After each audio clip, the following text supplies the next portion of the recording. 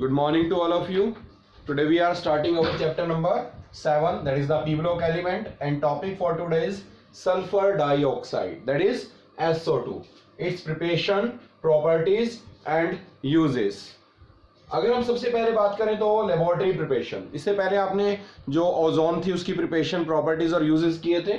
आज हम जो कर रहे हैं वो है सल्फर डाइऑक्साइड. तो लेबोरेटरी प्रिपरेशन होती है. लेबोरेटरी में आप कैसे बनाएंगे? अगर आपके पास कोई सल्फर का सोर्स है, अगर हम उसको बर्न करते हैं, that mean sulphur Burns in presence of oxygen, it will gives sulphur dioxide. इसी तरीके से अगर हम क्या करें, कोई भी आप सल्फाइड ले लेते हो, जैसे सोडियम सल्फाइड है, whenever it react with acid it will gives like sulfuric acid, it will gives Na2SO4 plus SO2 plus H2O. तो इसका मतलब कौन सी गैस रिलीज होगी? Sulphur dioxide. तो कई बुक अगर आप एनसीईआरटी में देखेंगे तो वहां आयनिक इक्वेशन दी हुई है.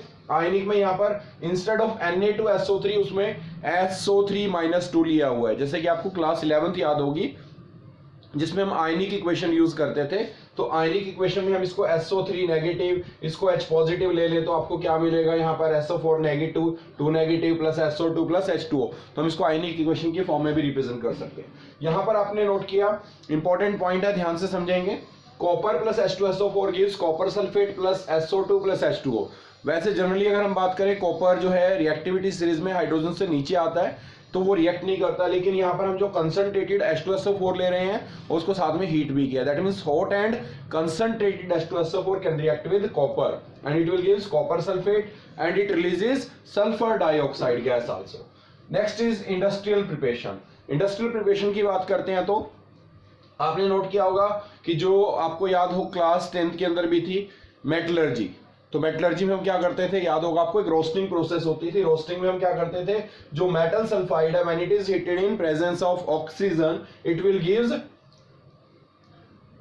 Metal oxide and release sulphur dioxide. तो यहाँ पर जैसे ZnS हमने लिया, जिंक सल्फाइड है plus oxygen, it will give ZnO plus SO2. Similarly HgS mercury sulphide, whenever Burns in presence of oxygen it will gives mercury oxide plus SO2. इसको heat किया किसकी प्रेजेंस में? ऑक्सीजन की. तो the conversion of the metal sulphide into metal oxide when it is heated in presence of oxygen is called roasting, which is used during metallurgy. तो metallurgy में जो sulphur dioxide release होती है उसका use आगे हम करते हैं किसमें? कॉन्टैक्ट प्रोसेस में, जो सल्फ्यूरिक एसिड की फॉर्मेशन में यूज होता है, जो आपको ऑलरेडी बताया भी था मैंने, याद होगा आपको. तो नेक्स्ट अगर हम बात करते हैं इसकी फिजिकल और केमिकल प्रॉपर्टीज की तरफ, तो सबसे पहले अगर हम फिजिकल प्रॉपर्टीज पे जाते हैं तो जो SO2 गैस है that is the colourless, it is toxic gas with pungent and suffocating odour. Suffocation होती है, जिसमें सांस लेने में प्रॉब्लम होती है.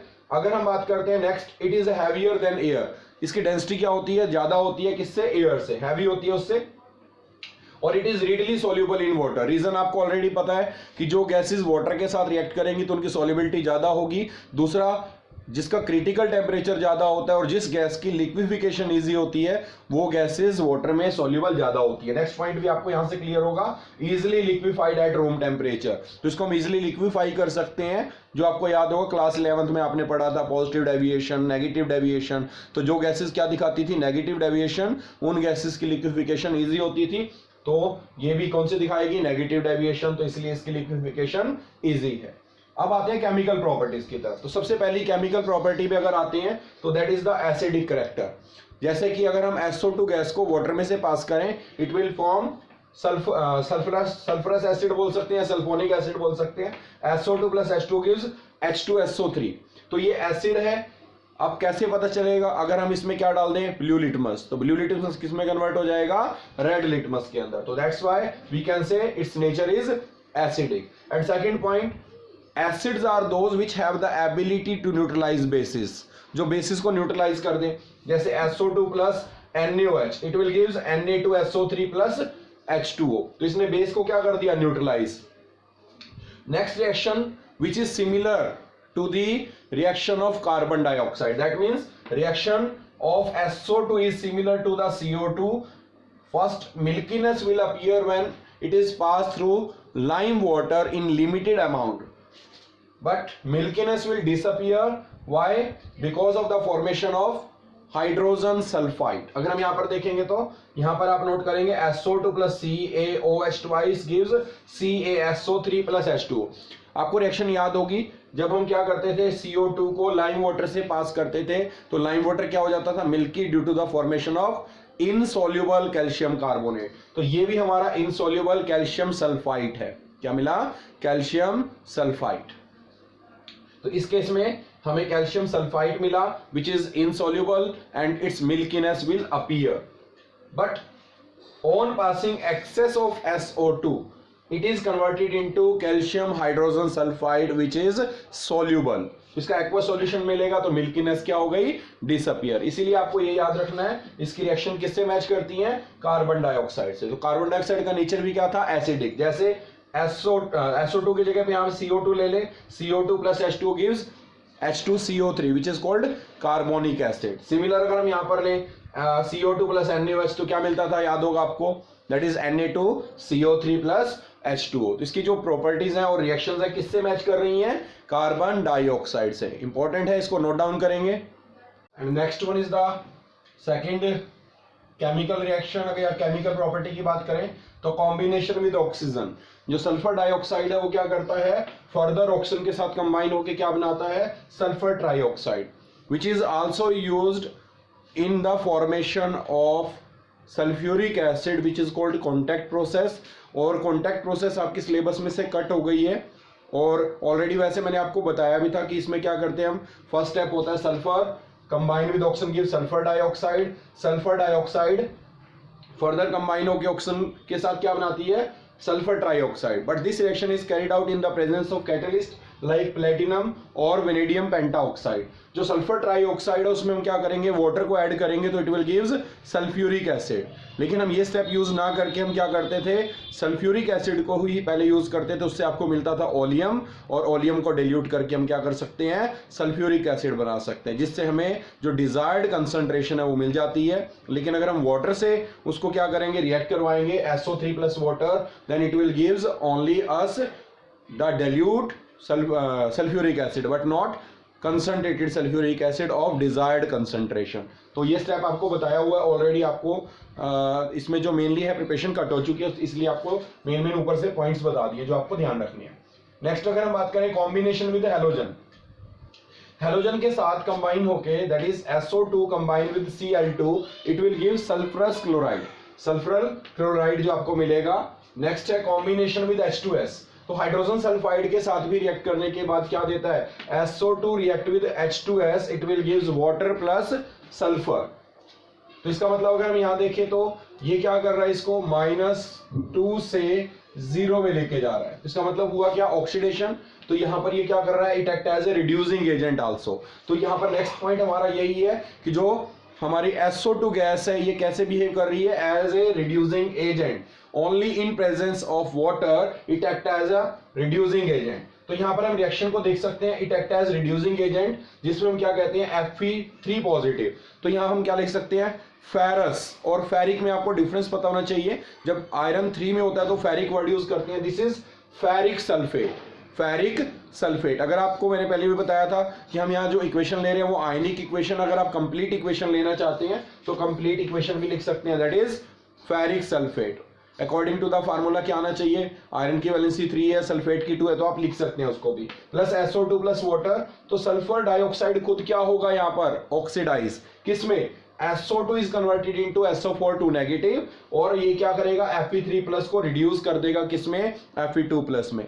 तो यहाँ पर कलर क्या होता है आपका? याद होगा आयरन का 3 जब होता है तो क्या होता है? रेडिश ब्राउन कलर देता है। या आपका जैसे रस्टिंग का फार्मूला याद होगा, उसमें क्या होता था? Reddish brown. लेकिन फेरस सल्फेट क्या देता था? Light green. तो कलर भी चेंज होगा, ये Fe2 प्लस में कन्वर्ट होगा और ये आपका H प्लस रिलीज करेगा, that is sulphuric acid. Next reaction अगर हम देखें तो KMnO4 याद होगा आपको, KMnO4। तो यहां हमने आयनिक इक्वेशन लिया, that is MnO4-1 it combine with sulphur dioxide in presence of water. तो ये क्या करेगा? जो MnO4 नेगेटिव है इसको क्या कर देगा? रिड्यूस। यहां पर अगर हम निकालें तो ऑक्सीजन स्टेट कितनी आएगी? +7। तो +7 से किस में जा रहा है? +2 में। और सल्फर डाइऑक्साइड खुद क्या हो गया? ऑक्सीडाइज। +4 से +6 में चला गया और किस में कन्वर्ट हो गया? SO4 negative. और प्लस में क्या होगा H पॉजिटिव। तो these reaction tell us sulphur dioxide oxidize itself and act as the reducing agent. तो ये रिड्यूसिंग एजेंट है। अब इसका जो ब्लीचिंग एक्शन है वो भी किसकी वजह से है, रिडक्शन की वजह से। कैसे है, this one also act as the bleaching agent SO2 in presence of water. तो जैसा कि इसका ब्लीचिंग एक्शन है that will be the only in the presence of water. अगर वाटर नहीं होगा तो इसका ब्लीचिंग एक्शन भी नहीं होगा। जैसे आपको पता है ऑलरेडी, आपने क्लास 10th में क्वेश्चन पढ़ा था, what happens when HCl gas is pass through dry litmus paper that is blue और wet litmus paper which is also blue. तो आप नोट करेंगे जो वेट होता है उसमें जो ब्लू है वो रेड में कन्वर्ट होता है। क्यों? क्योंकि ऑलरेडी आपको पता है कि जो गैस है सल्फर डाइऑक्साइड या वहां पर HCl है, it act as only acid only in the presence of water. तो यहाँ पर वाटर के प्रेजेंस में ये ब्लीचिंग एक्शन दिखाएगा और क्या बनाएगा, H2SO4, it will release nascent hydrogen. जैसे नेसेंट ऑक्सीजन होता है ऐसे नेसेंट हाइड्रोजन है। वो नेसेंट हाइड्रोजन क्या करेगा, कलरिंग मेटल के साथ कंबाइन होके क्या करेगा, उस मैटर को कलरलेस कर देगा। लेकिन it's bleaching action is temporary. Why? आपको ऑलरेडी पता है कि नेचर क्या करता है, हर एक चीज को ऑक्सीडाइज करता है। तो नेचर ने यहाँ ऑक्सीडाइज कर देना है किसको, इस कलरलेस मेटल को वापस क्या कर देगा, कलरिंग मेटल में कन्वर्ट कर देगा। तो मैटर वापस क्या हो जाएगा, कलर्ड हो जाएगा।